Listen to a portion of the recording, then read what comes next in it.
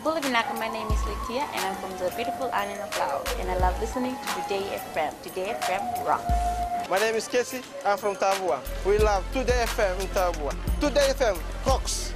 My name is Selena, I'm from Tavenga Vengamba. I love listening to Today FM. Today FM rocks. Pula, my name is Carlo. I love listening to the music in Today FM, in Malak Island. Today FM rock. Today's hit music on Today FM. In the news, New Zealand returns back Tambours to Fiji. Outstanding council rates runs into millions. And over 1,000 police officers to benefit from aftercare fund. From the studios of FBC Suva, Jackie Spate. 148 sperm whale teeth, otherwise known as tambua, have been returned to Fiji from New Zealand. A handover of repatriated tambours from the New Zealand government to the Fijian government was held at Sonaisale Island in Nadi today. Akusita Tale has more. Today marks a historic occasion. These tambours were safely returned to their rightful home, an exchange that bears deep cultural and historical meaning for the country and all Fijians. Since 2010, we've instituted a quota on the trade and export of tambua in Fiji, in line with our commitment under the CITES. In fact, due to our efforts to protect the whale populations in our waters, only tambua recovered from stranded sperm whales can add to the number of tambua in circulation in Fiji. The tambours are protected under the Convention on International Trade in Endangered Species of Wild Flora and Fauna, or CITES. They were confiscated on the New Zealand border without proper documents over the past 10 to 15 years.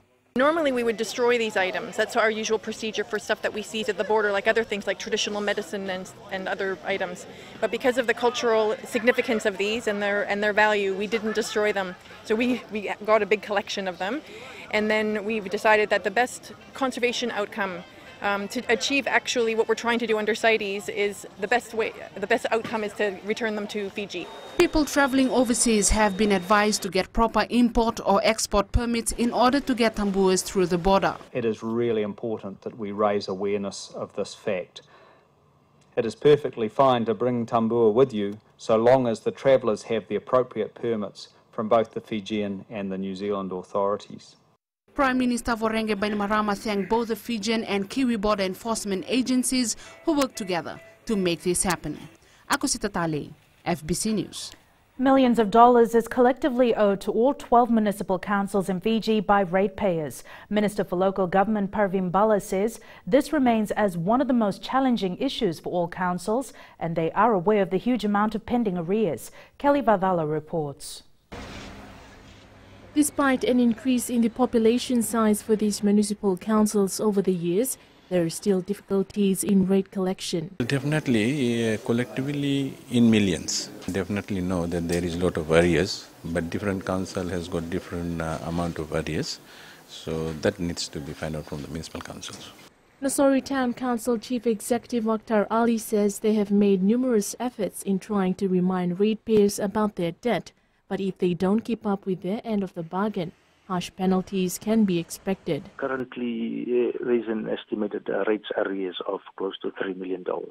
We have come up with a lot of strategies now, whereby we have to connect with the ratepayers. We have been advising the ratepayers through the media. We have been circulating newsletters to the ratepayers. We'll be putting charges on their properties and. As per our Local Government Act, the Act also allows us to sell those properties. Ali says they have been flexible with ratepayers and are open to discussions on how people can settle their payments without being additionally burdened.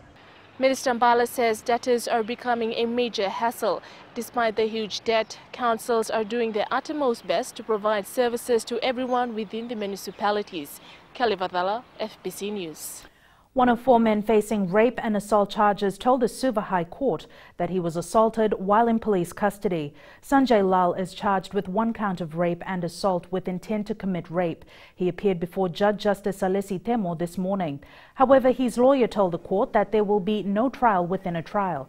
3 others accused, Wamem Bale Makongai, Napoleoni Leiloma and Luke Sorvakatini are jointly charged with 5 counts of rape. It is alleged that on October 9th last year at Waimaro Tailevu, all the accused raped 2 women. The matter has been adjourned to June 21st. 3 men, each charged with 2 counts of aggravated robbery, appeared in the Suva High Court this morning. Pitan Domoni, Lemeki Sevutia and Malakai Toka are alleged to have robbed 2 foreign nationals in Samambula, Suva in December last year. This morning, Domoni and Toka pleaded guilty. However, Sevutia pleaded not guilty for the charges against him. They are alleged to have stolen foreign currency and items, including mobile phones, laptops and perfumes, with a total value of more than $13,000. They have been remanded in custody and the matter has been adjourned to June 14th. 1,400 ex-police officers will benefit from the amendments to the Fiji Servicemen's Aftercare Fund of 1944 passed in Parliament last Tuesday.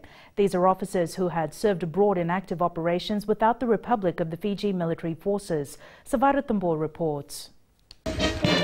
Of this number, about 1,000 members have retired or passed away. 400 of them are still serving as police officers. Former police officers Watisoni Koroi and Fred Wesley, who served in Cambodia as well as in the Solomons, say their prayers have been heard and they're waiting for August 1st. We feel laid off when only the military is entitled, but now we are thankful to the government for giving us the opportunity so that we can also get a piece of cake out of the what's it. It's a moral booster. It's a moral booster for all those that have served in the missions overseas. It's been quite a while that we've been trying to get this. Last week when it was passed in Parliament, I was really happy and thankful to the government. Ex-Police Officers Association Executive Debbie Taralulu highlighted other requests made to the government on behalf of the ex-police officers. If we have our own office to employ our own people, it will be very easy for us, for the police, for former police officers to receive their allowance from. In 1970, Fiji was admitted to the UN General Assembly as the first Pacific Island state to join. Since that time, Fijian police officers had served in Cambodia, Bosnia, Kosovo, Liberia, Namibia and the Sudan. Sabara Tamboa, FBC News. Still to come, WAF works on saving water. And Spinal Association steps up drive. Details after the break.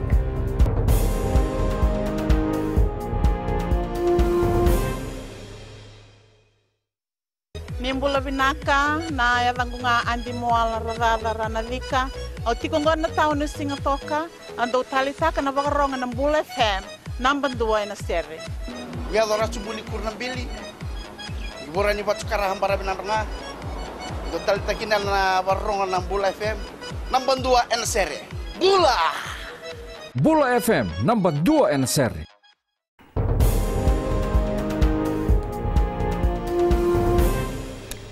Over the past 3 years, the Water Authority of Fiji has saved 20% of unaccounted water loss.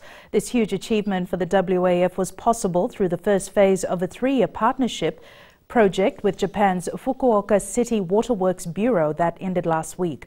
Akasita Tale has more.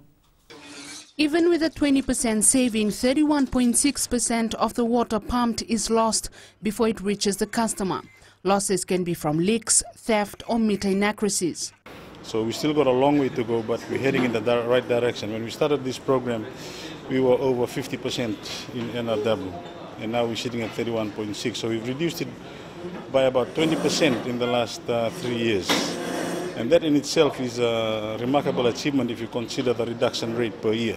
Ravai says they've also identified that some of the tools that the WAF technicians use were not conducive to pipe joining. We are in the process now of talking with the Japanese and us, pointing us in the right direction. And where do they source their tools from? Some of the pipe jointing tools, which is a source of leakages.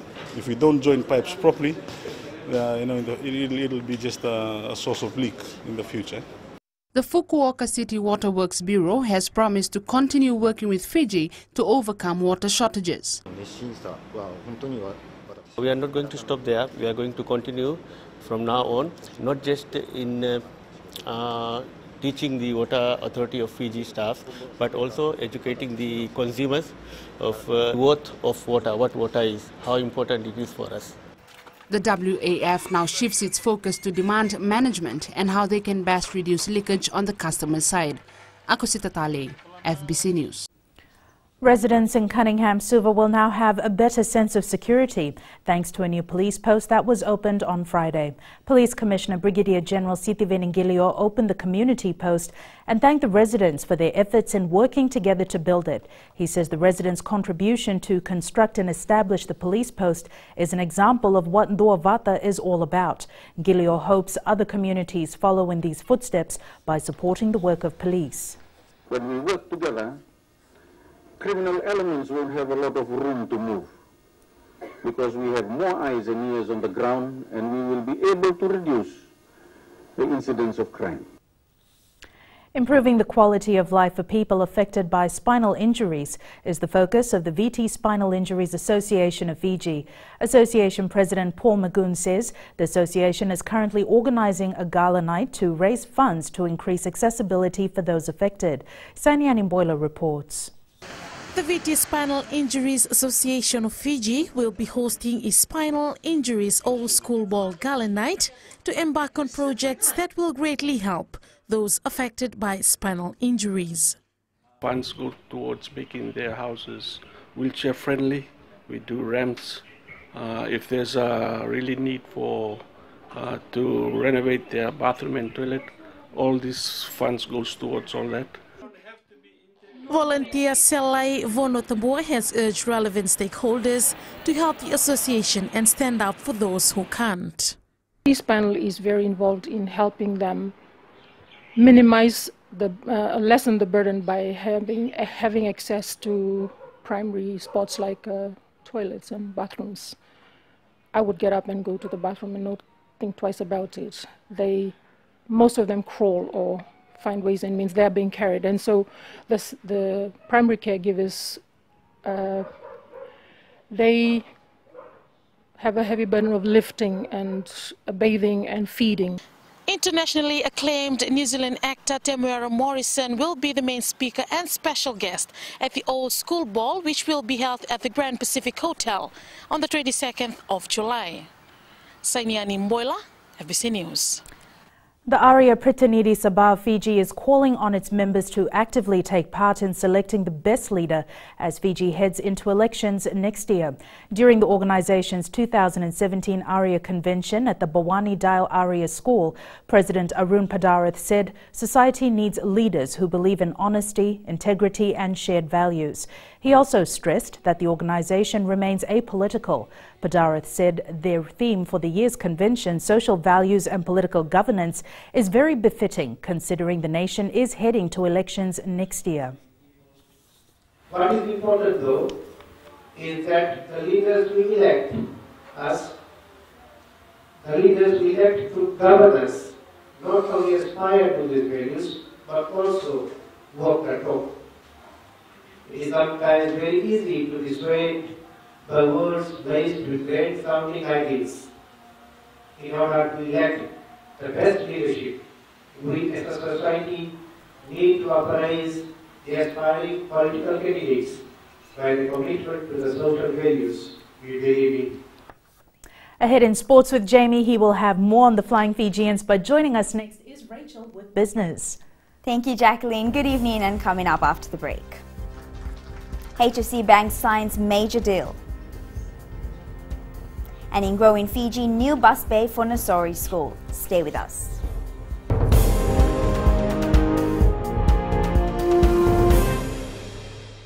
I'm another sort of of Nayabu whenever I want to tune in to listen to great music, I always tune in to my favorite radio station, Gold FM, only the classic. My name is Lita. We love listening to Gold FM here at the Fiji Hideaway Resort and Spa. Gold FM, only the classic hits. We here at Tano Waterfront Lautoka love listening to Gold FM, only the classic hits. Gold FM, only the classic hits.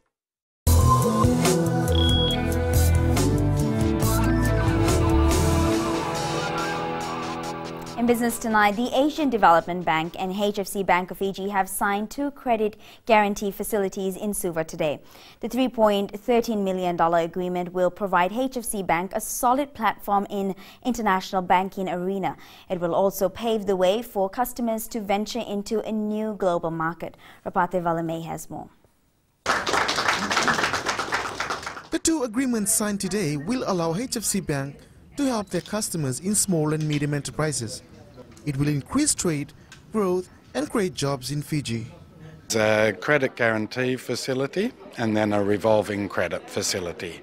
One is $500,000 US, one is $1 million US. They can rotate, so we would expect to see each facility provide trade finance for up to 3 months. So if they're able to sort of rotate several times in a year, then it could support up to $4 million of trade between Fiji and the rest of the world. This is a milestone achievement for the only local commercial bank in Fiji to sign an agreement with a triple-rated A institution in the world.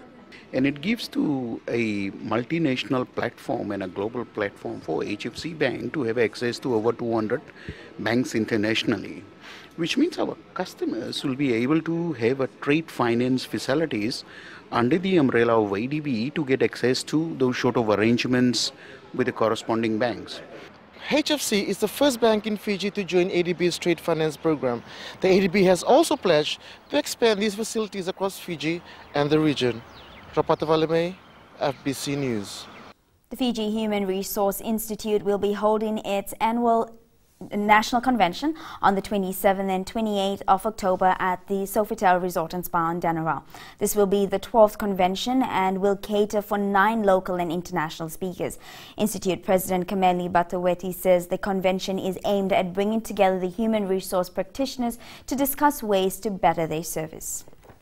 What are some HR best practices that these organizations produce in their place? So the objective is so that we can share the best practice with all other organizations, and the other organizations can choose whether they want to follow that or they want to continue to do what they've always done.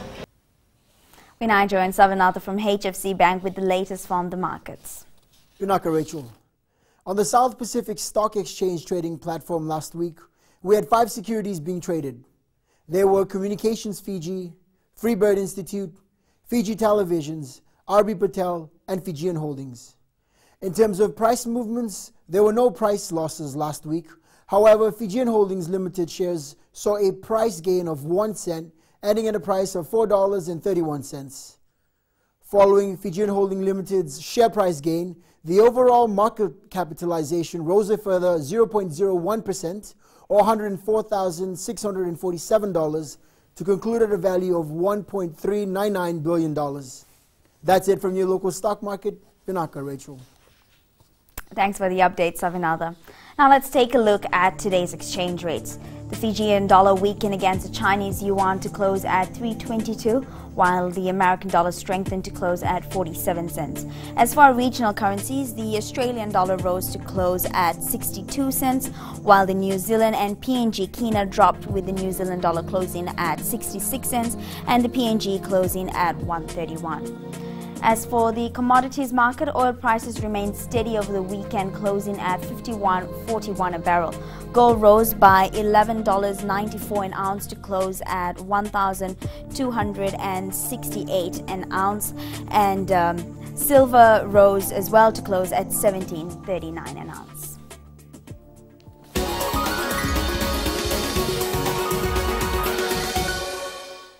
In Growing Fiji tonight, more than 900 students attending Woodley Methodist Primary in Nosori will soon have access to a bus bay outside their school. Fulton Hogan Highway Special Project Manager Eddie DeVeris says the most of the work took place during the school holidays. DeVeris said in order to maintain the safety of students, the work would cease each day as the children arrived and left for school. School head teacher Chope Bukadada says the lack of footpath and narrow road and careless drivers pose a risk to the students and staff. And that's business this evening. Jamie joins you now with the latest in sports. Thanks, Rachel, and good evening. In sports tonight, Flying Fijians coach John McKee reveals additions to his coaching panel. And Fiji football shifts focus to New Caledonia. Stay with us for this and more.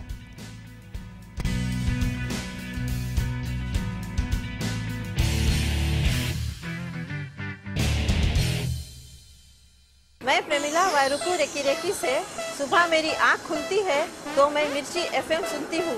मिर्ची FM is number 1। It's so hot. हम लोग बार town के career driver लोगों ने हम लोग के मिर्ची एफएम सुनो अच्छा लगे। मिर्ची एफएम इज हॉट। हाय, मैं संध्या नारिया रेफरेकी से मेरे सारे दोस्त मिर्ची एफएम सुनते हैं। मिर्ची FM is hot. I love मिर्ची एफएम। हमें स्पिन टोटो ताबुआ के मिर्ची एफएम में सबसे अच्छा गाना बजे। मिर्ची FM it's hot.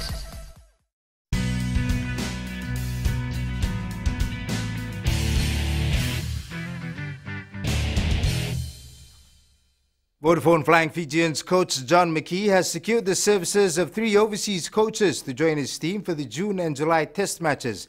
McKee says the 3 professionals come with a wealth of experience that will boost the Flying Fijians and Fiji Rugby's development programs. Vashnil Prasad reports. A big month looms for the Flying Fijians, a June test followed by the World Cup qualifiers, while coach John McKee is busy getting his team organized. At the same time, he is looking to improve his coaching staff. John Pryor most recently worked with Eddie Jones in Japan and has moved back to Australia, so he's working with us, and Damien Marsh most recently, well, he's still with the Queensland Reds, but he'll be leaving the Queensland Reds at the end of this month. With the strength and conditioning coaches also comes a new defence coach for the team. Peter Ryan from he's the Brumbies defence coach, so Peter Ryan, former Broncos and State of Origin player, and also played with the Brumbies in Canberra at the end of his rugby career. So he's coming in as a defence coach. They are not full-time contracted coaches, but will be available whenever the expertise is needed. They won't be full-time with us, but they'll be with us with all assemblies and doing other work around making sure our programs in Fiji come up to world class. So I think in that area we've now got a world-class coaches, so we can deliver world-class programs. The Flying Fijian squad marches into camp on Wednesday to prepare for the match against Australia to be played on June 10th in Melbourne. Vashnil Prasad, FBC Sports. The TFL Fijiana 7 side won the Challenge Trophy final at the Langford tournament in Canada this morning. Fijiana beat Spain 31-7 to claim the trophy. The side led 10-7 at the break, then ran in 3 more tries in the second half to seal the win. The Eliasa Tanibula coach side earlier defeated Brazil 24-19 in the Challenge Trophy semi-final. Meanwhile, New Zealand won the Langford Women's Sevens tournament after beating host Canada 17-7 in the final today. Here are the highlights from the match. Michaela Blyde, Bianca Ferreira doesn't want to show her too much room because Michaela Blyde will go through, and a snip at a crucial moment from Landry gives Michaela Blyde free passage to strike. At the top, Nathan Wong with the flat pass. Patrick, nice wrap around, the gap's opening up, and New Zealand are tearing Canada apart at the moment, and the captain's going to score. Tyler Nathan Wong. Stacey outside her, Landry, little step and a hop, still on her feet. Stacey in support just to try and seal off